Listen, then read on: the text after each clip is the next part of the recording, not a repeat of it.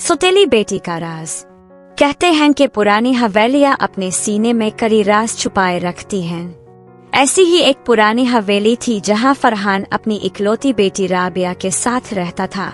फरहान की पहली बीवी मेहरीन एक नेक सीरत औरत थी, मगर किस्मत ने इसे जल्दी छीन लिया।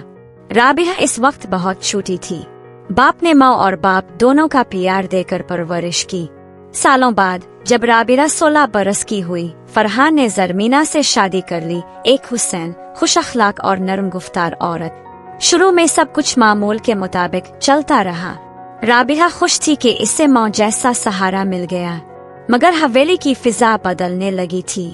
कभी राबिया को लगता कोई इसे देख रहा है, कभी इसके कमरे का दरवाजा आहिस्ता आहिस्ता खुद ब खुद खिलने लगता।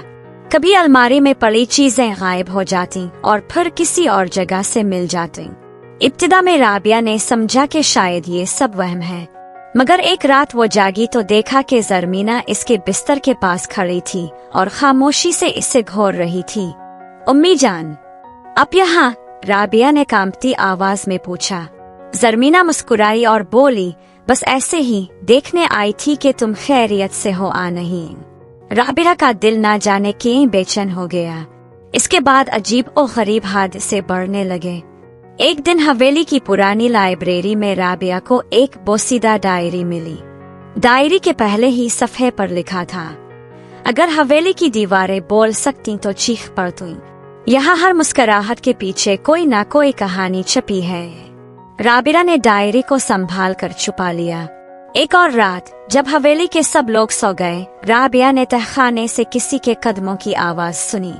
दिल पर जबर करके वो दबे पाए नीचे उतरी। तहखाने में रोशनी झिलमिला रही थी। एक दरवाजा जो हमेशा बंद रहता था, आज खुला हुआ था। अंदर झांक कर देखा तो जरमीना किसी पुरानी संदूक को खोले बैठी थी। संदूक में से सियाह कपड़ों, मोमबत्तियों और एक कदीम ताले की चाबी जैसी चीजें निकल रही थी। जरमीना आहिस्ता से बोल रही थी, अब वक्त करीब है, बहुत करीब। राबिया ने दम साथ लिया। जरमीना को खबर न हुई कि कोई इसे छप कर देख रहा है। अगले दिन राबिया ने डायरी को गौर से पढ़ना शुरू किया। हर सफ़े पर नए इंकिशाफात थे। मेहरीन, राबिया की हकीकी माँ, एक भेद जानती थी जो हवेली की तबाही का बायस बन सकता था, और इस राज को छुपाने के लिए किसी ने इसकी जान ली थी। किया ये महज इत्तेफाक था कि जरमीना अब हवेली में मौजूद थी, अब फिर वो पुराना बदला लेने आई थी। राबिया ने फैसला कर लिया था कि अब सच्चाई सामने लानी है।